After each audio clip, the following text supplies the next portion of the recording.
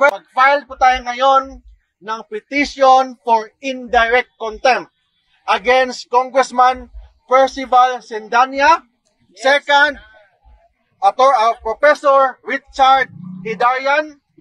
At yung best friend, I repeat, yung best friend ni Atty. Topacio, si Secretary Larry Gadon. Larry Gadon! Aso! Larry Gadon! Aso! Sila nagsabi nun, ha? Hindi ako. Okay. Ang gawin po natin, for example, kay Percival Sendanya, sinabihan niya Supreme Court na Supreme Cuddler ng mga corrupt ng mga opisyales.